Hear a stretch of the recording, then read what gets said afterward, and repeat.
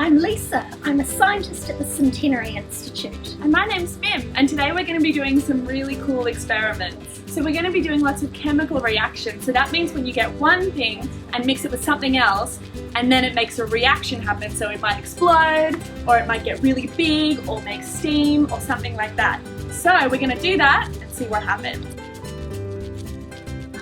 The first one we're going to do is the foamy fountain, or it's also called elephant's toothpaste. The first thing we're going to do is put this hydrogen peroxide into here. Peroxide's the thing sometimes people use to make their hair blonde. So I'm going to pour a little bit into here.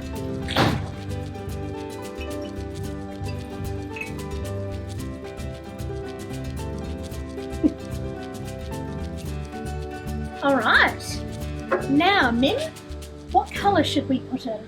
Let's put in the blue one. Okay. Alright, you ready? Yeah, put some drops of blue in there.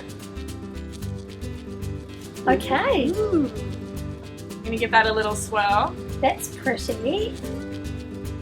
And I'm pretty sure it needs a bit of soap too. How much do you think it needs? Just a tiny bit. Okay. This much? Or a bit more? Yeah. Okay, let's try this. Cool, I'm going to give it a swirl too. And let's give it a mix. That looks nice. It does. And so what we're doing next is getting some yeast. So this is what people use to make bread and things like that. And then we're going to mix it in this warm water. Not cold. That looks good. Give that a little mix too. And then that needs to sit for about 30 seconds. So we'll just wait.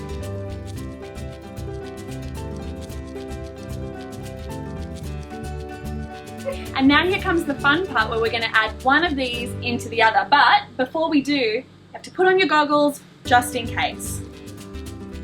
Alright, I'm ready. Okay, I'm ready too. Now, let's see what happens.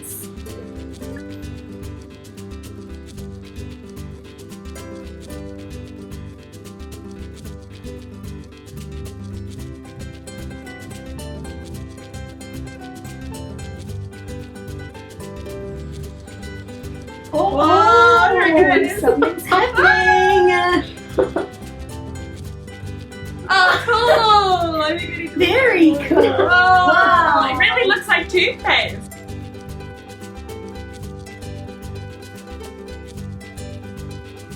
So the foam that we made today is really special because each little bubble has oxygen in it. So when we poured the yeast into here, it made all the oxygen in the peroxide disappear really quickly. And that's why it bubbled up so quickly. It also got really hot. Do you know why that is? Well, Mim, I think it's because this is an exothermic reaction, which means it generates heat.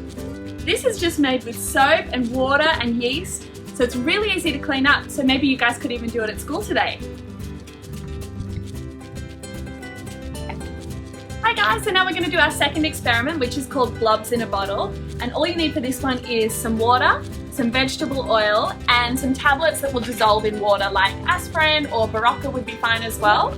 And then we've got some colour as well to make it look really cool. Yeah. So the first thing we're going to do is pour about a quarter of the way up of water in here. Okay.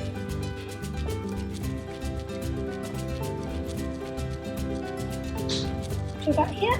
Looks good. Yep. And now we're going to do the oil. So this is just normal vegetable oil.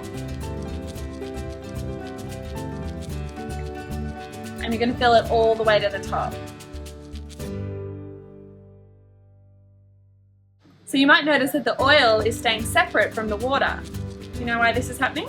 I think it's because the water is more dense than the oil, so the oil floats on top. That's right. Okay, now let's add some food colouring. Mim, what colour would you like to do? Let's do red this time. Okay. Okay, so we'll put a couple of drops in. This will take a little while for it to sink down to the bottom.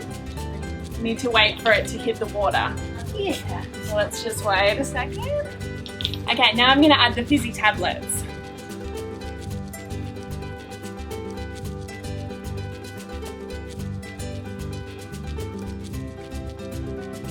Oh, so can you see the red cool. bubbles are rising in there like a little lava lamp?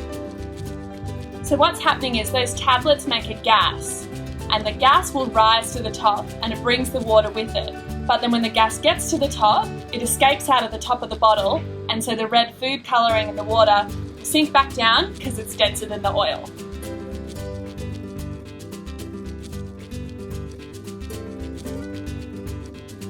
Now I'm going to put in 5 tablets just to see what happens.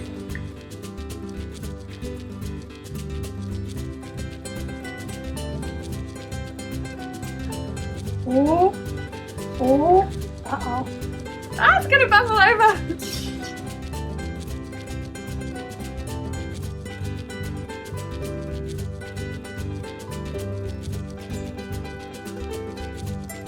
So for this, we need milk, whole milk, make sure it's not skim milk. We need dishwashing liquid, and we need food colouring. So what you can see here is the milk in the tray. And now we'll just put some food colouring drops in there. And then when we add the detergent, let's see what happens. And look, you can see the food dye trying to escape away from the dishwashing liquid.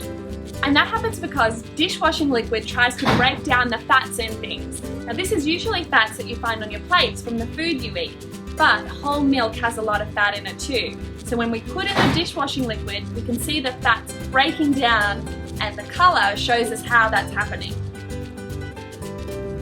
Hey guys, follow me. We're going to do something fun with tonic water. You know that some things naturally glow in the dark, but you can't see it unless you've got a black light. As you can see here, Lisa just has a normal bottle of tonic water. And now we're just going to pour it into this beaker, turn off the lights, and turn on the black light. Everything is made up of different combinations of chemicals. Because of all the different combinations, they either absorb or reflect different kinds of light. In a rainbow, you can see all the different colours in the spectrum of light. The combinations of chemicals in tonic water reflects blue light, but you can't see it, unless you've got a dark room and a black light, just like you can't see the stars during the daytime. Thanks so much for watching, guys. We hope you learned something about science and chemical reactions. And also a big thank you to your school for having us suit up for Science Day. You're helping us raise funds and raise awareness for all the research we're doing here. And without you and your help, we wouldn't be able to keep fighting cancer and other chronic illnesses. Thanks for suiting up for science! Bye!